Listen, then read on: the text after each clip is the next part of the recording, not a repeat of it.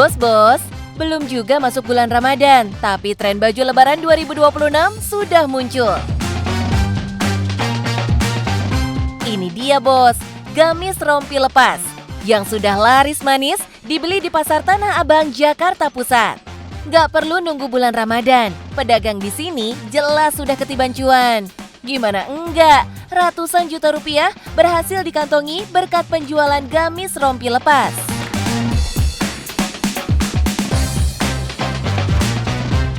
Halo bos, saya Wahyu Mukhtar, owner dari Ayu Mizura. Di sini menjual gamis-gamis dan dress viral setanah Abang. Penasaran kan? Tetap di Cuan Bos.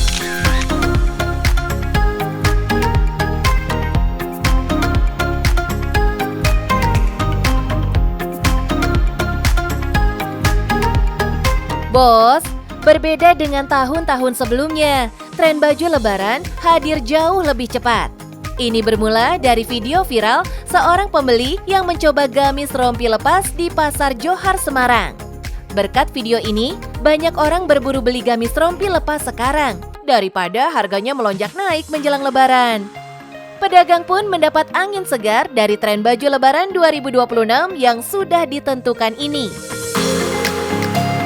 Salah satunya Wahyu Mukhtar. Owner toko Ayu Mizura di Pasar Tanah Abang ini bahkan sudah memproduksi gamis rompi lepas dengan beragam variasi warna loh bos. Soalnya kan setiap tahun pasti ada kan ya, ada baju-baju yang lagi tren apa. Terus kita coba bikin, biasanya setiap tahun kita juga bikin rompi lepas. Kebetulan tahun ini rompi lepas malah bagus banget, sambutannya malah viral. Menurut Bu Wahyu, gamis seperti ini bukanlah model baru bos. Bahkan ini termasuk model baju yang sering doi hadirkan di toko bajunya. Tapi ternyata model lama ini malah banyak diminati konsumen. Bahkan viral di awal tahun ini sebagai tren baju Lebaran 2026. Udah lama itu bang, tapi sekarang kebetulan tren lagi karena kita selalu bikin rompi lepas, kan sebenarnya selalu ada modelnya kita bikin. Cuma beda-beda model aja. Popularitas rompi lepas bukan tanpa alasan. Model ini dianggap bisa memberikan kesan lebih rapi dan elegan tanpa terlihat berlebihan. Keunggulan lain dari rompi lepas adalah nilai praktisnya. Dengan membeli satu set gamis dan rompi, wanita bisa mendapatkan dua gaya berbeda tanpa perlu membeli pakaian tambahan. Dari sisi konsumen, jelas ini cukup menguntungkan. Terutama bagi yang ingin tetap tampil menarik tanpa harus mengeluarkan biaya berlebih. Rompi lepas tuh baju yang baju dua pasang gitu bang, gamis sama ada outernya lagi nanti. Jadi outer itu bisa dilepas bang, makanya dikasih nama outer lepas. Model rompi lepas dijual dalam berbagai variasi, mulai dari rompi polos hingga yang dihiasi bordir atau aksen brokat. Kombinasi ini membuat satu set busana terlihat lebih mewah bos. Busana ini juga hadir dalam pilihan warna yang cukup banyak. Dari warna-warna netral seperti krem, beige, coklat muda, hingga marun. Karena adanya karena viral jadinya para reseller, para customer nyari ini barang lagi viral apa nih, langsung liatin foto biasanya gitu. Jadi sangat mendukung, sangat menjual banget, sangat membantu. Dari sisi harga, gamis rompi lepas juga tersedia dalam rentang yang beragam bos. Mulai dari harga ratusan ribu rupiah, semua tergantung bahan dan model.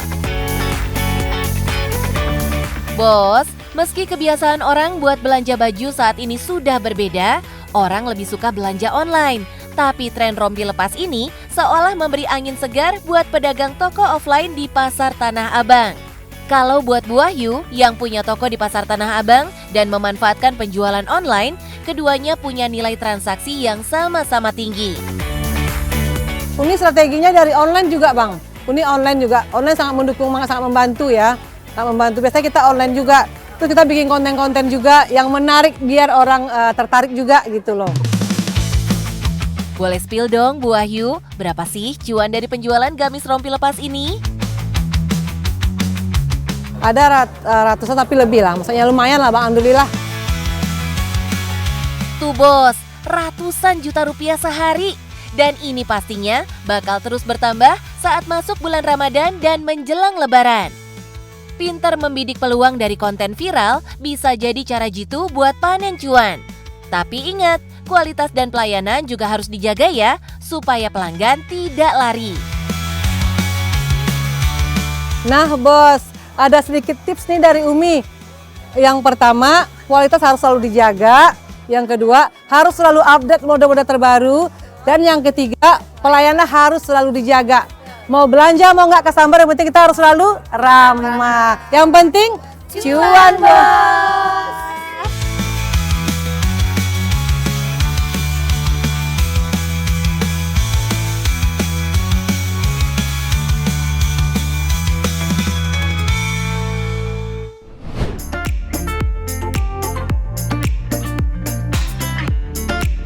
Bos, pas lagi akhir pekan, tanggal muda pula, sesekali habiskan waktu bareng si dia di kebun yang adem hijau begini.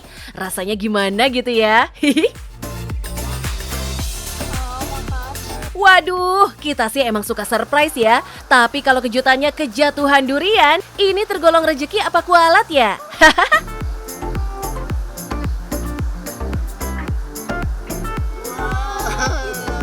Widih, ini sih bakal asik banget. Durian jatuh dari pohon, dijamin manis lah. Semanis cinta eneng ke abang. Wacaw. Tapi serius nih bos, makan durian paling asoy ya di kebunnya langsung. Ke Bogor yuk, kita bakal icip sensasi durian metik sendiri. Yang omsetnya nembus 4,5 miliaran per tahun. Wadaw. Hai bos, selamat datang di Cafe Bawor Jayanegara. Ini adalah salah satu destinasi wisata baru di Kabupaten Bogor. Di sini tidak hanya sekedar kafe, namun kalian bisa menikmati durian, memetik durian dan langsung di kebunnya. Ingin tahu lebih lanjut? Silakan ikuti cuan bos. Tempat ini emang masih baru banget buka bos. Tapi duren-durennya udah siap panen semua. Durennya juga kelas jempolan bos. Varietas unggul Nusantara, Duren Bawor asal Banyumas yang disebut juga montongnya Banyumas. Dagingnya tebal banget bos, bijinya kecil, rasanya legit dan manis. Kenapa bisa murah? Ya karena semua penanaman, perawatan sampai panennya dilakukan sendiri. Pembeli juga langsung santap di tempat, jadi nggak perlu bayar ongkos distribusi. Kita triknya seorang petani yang zaman sekarang modern tuh harus nanam tuh harus lebih unggul, berkualitas dan harganya mahal. Gak cuma Bawor loh, di sini juga ada duren musangking, pelangi, dan matahari yang sebagian masih dalam proses pembuahan. Kalau udah waktunya panen, bisa nih kita serbu. Nah, kerja smart itu penting bos. Kayak Pak Daryanta nih, yang bikin konsep greenhouse. Jadi, durian yang biasanya panen setahun sekali, ini bisa dipetikin tiap bulan. Sebagian dari kebun kami, ini kami bikin greenhouse. Jadi dengan ada upaya greenhouse ini, kita bisa mengatur tentang masalah iklim.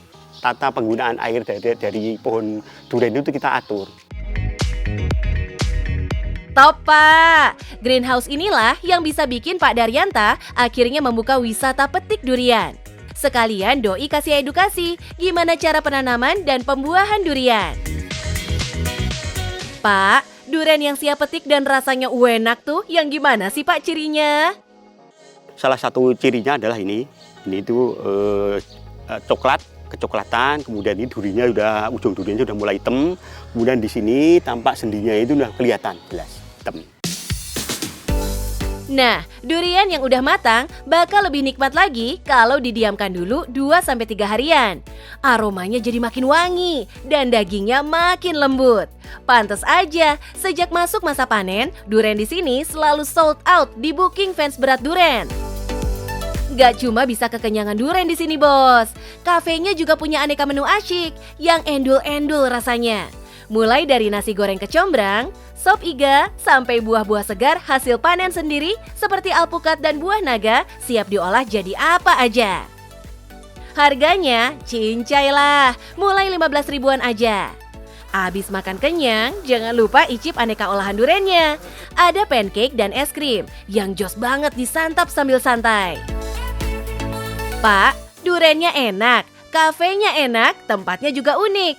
Spill dong Pak, cuan gak sih Pak bisnis ini? Satu pohon itu misalkan rata-rata berbuah itu 20 buah aja. Setahun sekali, satu pohon 20 buah. Satu buah itu rata-rata kita jual 450.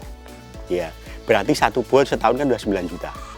Kalau misalkan kita nanam 500 yang kita berbuah nggak usah semuanya 80% 400 ya. 400 kali 9 juta sudah berapa?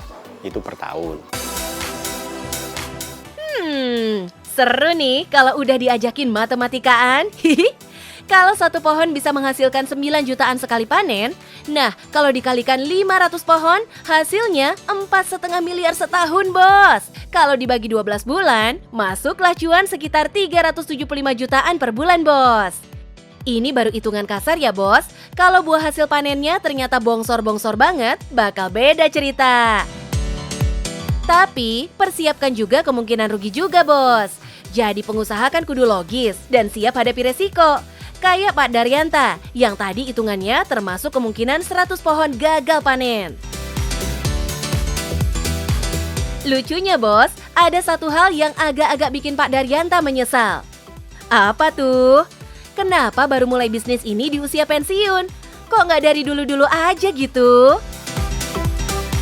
Kalau memulai bisnis tuh kira-kira pas pensiun itu udah berjalan, udah ada hasilnya.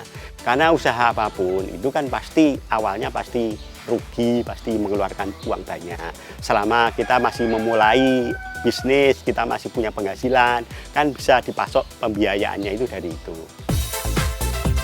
Tuh, pelajaran mahal ini Bos. Bikin bisnis tuh nggak perlu nunggu umur. Mumpung masih pada muda, sikat, cepet bikin usaha. Pilih bisnis yang kita suka, kayak Pak Daryanta nih, yang emang suka tanam-tanam karena latar belakang ilmu pertanian yang ia punya. Hai Bos, sudah lihat kan Cafe Bawor Jayanegara? Ini hasilnya, kebun durian. Ayo, nggak usah nunggu pensiun, yang penting cuan Bos.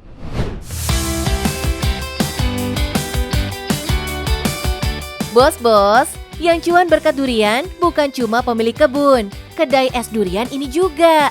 Menghadirkan konsep unik, es yang ditawarkan punya porsi jumbo dan topping durian melimpah. Makanya namanya Barbar. Berlokasi di Pahlawan Ciputa, Tangerang Selatan, kedai ini pun viral di media sosial. Rame pengunjung, cuannya jelas nggak kaleng-kaleng Bos. Halo Bos, saya Adi dari Dawet Durian Barbar Rempoa. Ini es dawet yang porsinya barbar, sama duriannya pasti harganya terjangkau dan kerasa banget. Penasaran tetap di cuan Bos.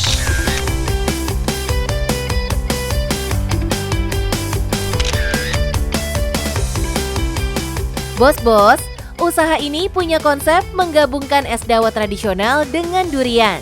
Inovasi ini jelas menyasar target market berbagai kalangan, dari pecinta minuman segar dan juga buah durian. Dulu awal diajak join itu saya sebenarnya belum mau, karena kebanyakan kan orang tahu itu jualan dawet itu yang pakai gerobak gitu kan. Ternyata saya diajak join sama kakak ipar, ternyata profitnya bagus, perkembangannya bagus. Itu akhirnya saya buka di Ciledug, kekurangan tempat. Hanya ini buka di sini, saya nyari tempat yang agak lebih luas lagi. Kebutuhan buah durian bisa disuplai dari banyak daerah penghasil buah tropis ini.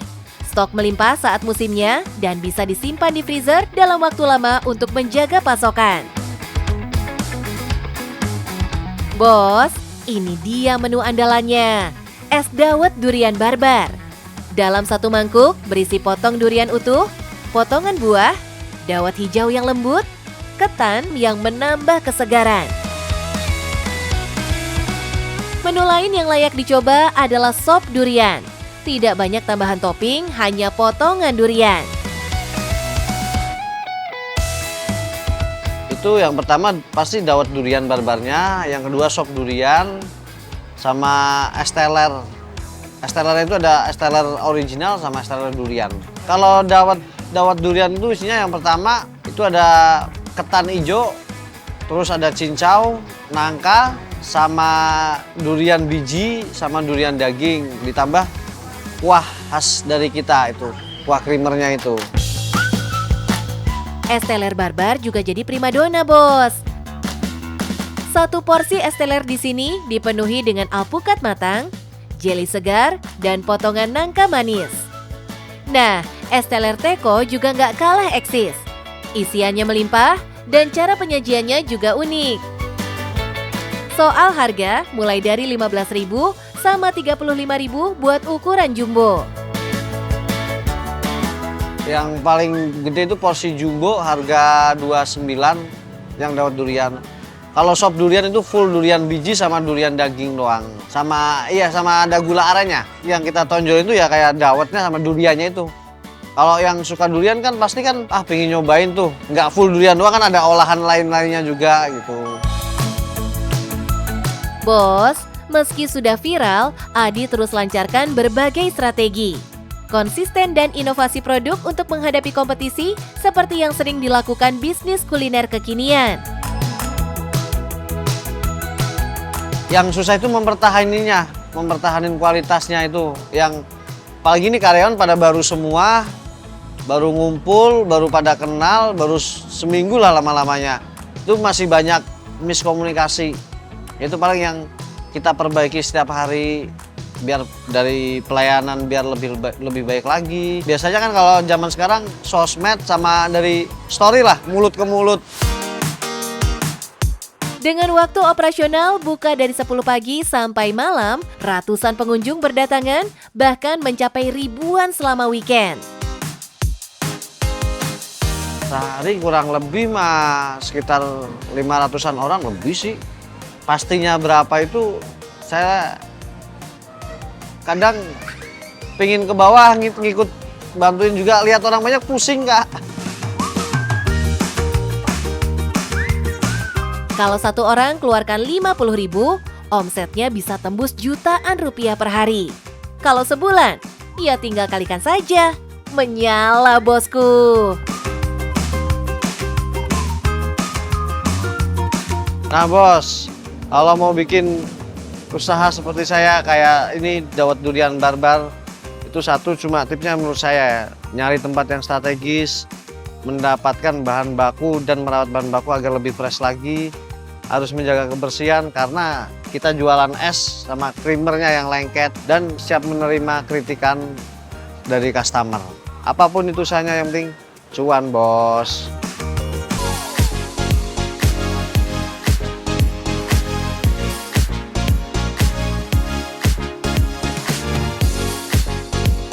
Bos-bos, liburan usai, balik ke daerah asal, jangan lupa bawa buah tangan ya. Kalau di Yogyakarta, bakpia sudah jadi pilihan umum. Makanya, banyak orang mulai cari opsi oleh-oleh baru. Dan peluang inilah yang ditangkap Putu Raja. Gak cuma produknya yang unik, tapi juga konsep lokasinya yang belum banyak ditemui di bisnis oleh-oleh lain. Alhasil, panen cuan sampai puluhan juta per hari, Bos. Halo Bos, perkenalkan saya Nugi dari Putu Raja. Kita di sini menyajikan cemilan serba pisang dan nuansa joglo view sungai. Penasaran? Tetap di Cuan, Bos.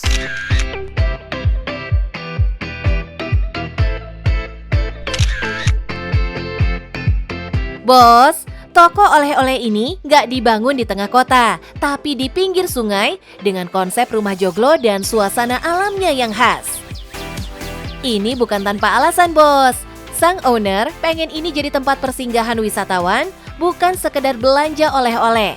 Orang datang, duduk, tenang, dan bawa pulang oleh-oleh. Kita kenapa ciptakan ide di pinggir kali dengan nuansa joglo sebagai suasana seperti kayak gini nih, dengan view alam, karena kita tuh pengen wisatawan dari luar Yogyakarta itu menikmati datang ke Putu Raja itu sebagai tempat healing gitu. Nah, Bos, selain konsep tempat, bisnis ini juga langsung kunci satu hal penting. Produk oleh-oleh yang ditawarkan harus cocok di semua kalangan. Dan pisang jadi jawabannya. Menghadirkan produk oleh-oleh spesialisasi berbahan pisang, kerjasama dengan petani lokal Jogja pun dilakukan, Bos. Suplai terus terjaga, pisang yang datang ke ruang produksi pun harus lolos sortir. Bahan-bahan kita itu selalu premium. Contoh dari pisangnya aja, kita itu selalu sortir. Karena kan kita selalu kerjasama sama petani-petani yang ada di Yogyakarta ini, petani lokal. Kan biasa kan pisang itu kan matangnya kan berbeda-beda tuh. Nah kita selalu sortirnya biar pilih yang mana yang lebih matangnya yang pas gitu.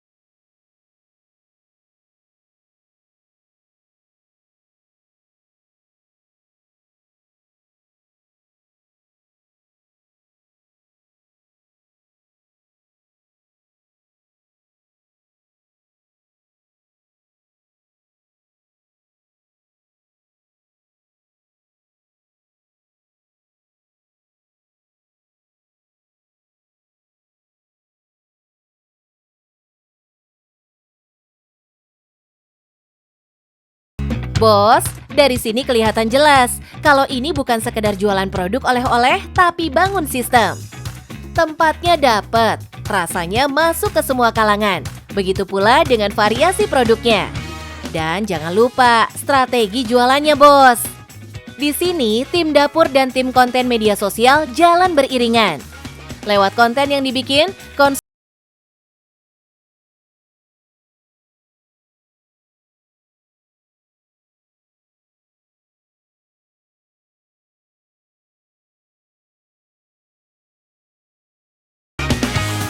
Kalau strategi kita itu kalau memperkenalkan dari konten-konten kita yang ada, terutama kayak di Putu Raja itu ada konten kreator kita namanya Mas David. Awalnya dia kan di kitchen, karena dia lebih tertarik ke dunia konten kreator.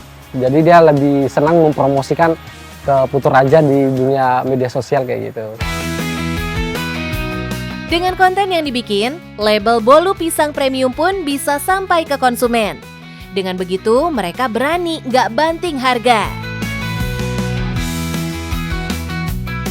Kalau kita itu spill harga dari, contoh aja original aja ya kayak, harganya itu dari mulai harga 99.000 sampai 165 kalau nggak. Itu yang bolu pisangnya. Kalau untuk bolu ketannya itu kita mulai dari harga 80 sampai 85. Terus kalau yang puff yang painya tadi itu mulai dari harga 100 sama 110.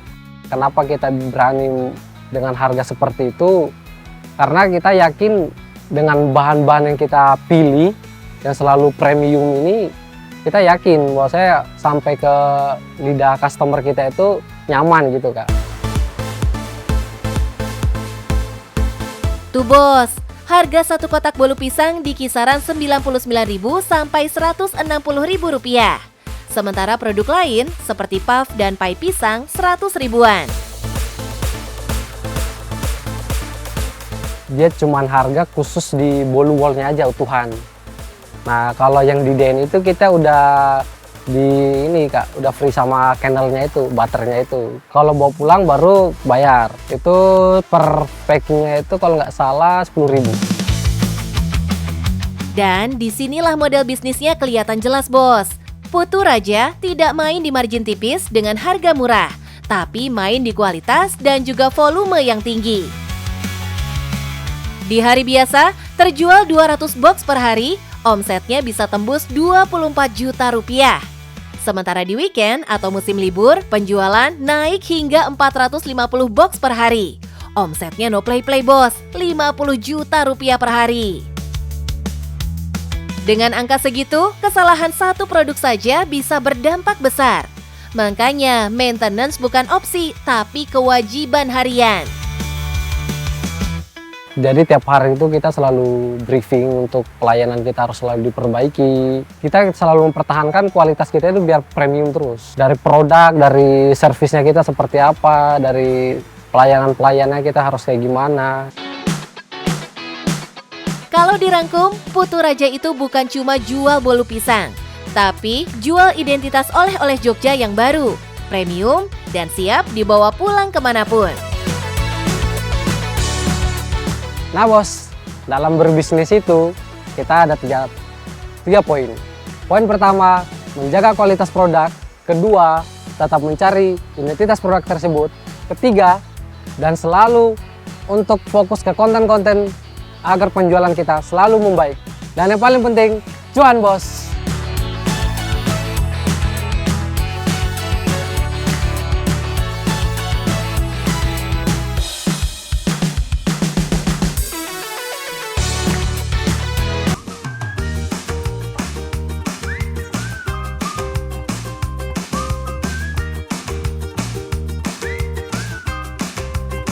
Bos, siapa sih yang gak kenal bahan pangan yang satu ini? Dimasak jadi beragam menu dari dapur rumah hingga restoran. Kelihatannya sih sepele, padahal ada cuan yang menggiurkan dari bisnis daun singkong ini loh. Omset sebulannya bisa nembus 100 juta lebih, bos. Halo bos, saya Pak Elas dari 4E Daun Singkong. Daun singkong ini sudah sampai ke Cina. Penasaran dengan cuannya bos? Tetap di Cuan Bos.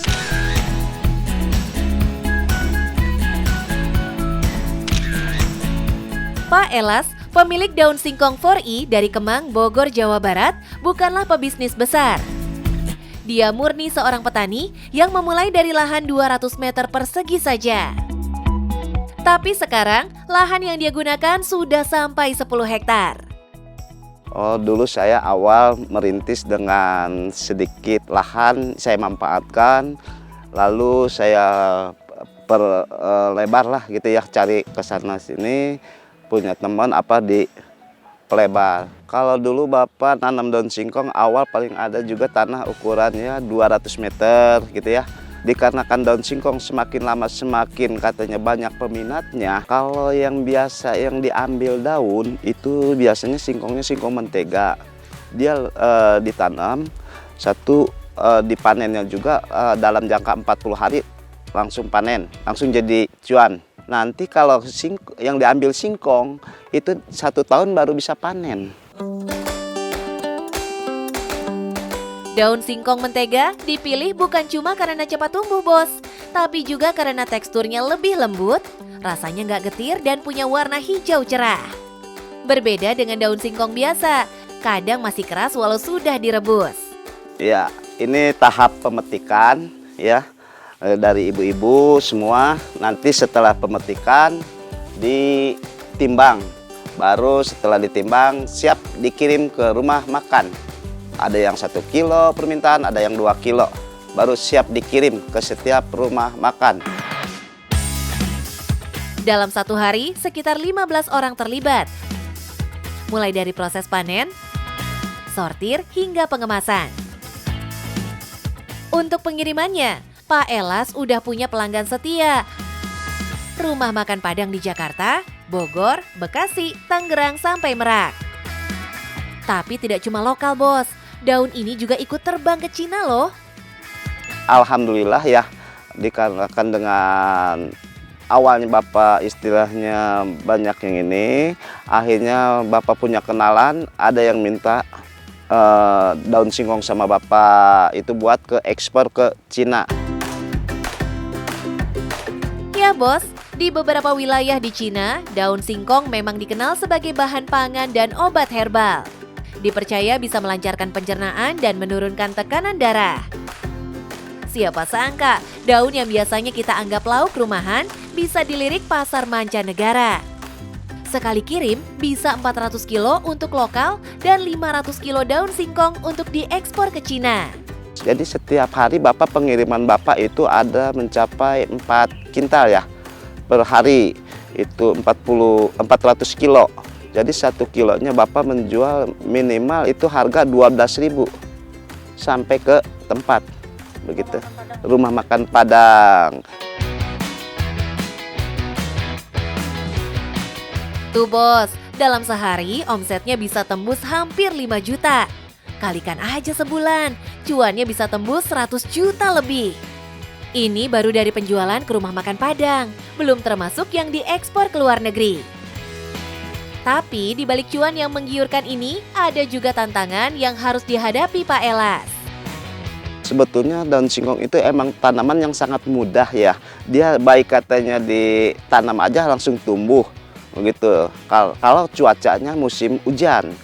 Kalau katanya kegagalan di daun singkong itu hanya tergantung dari cuaca musim terang. Yang penting kita cuan, bos.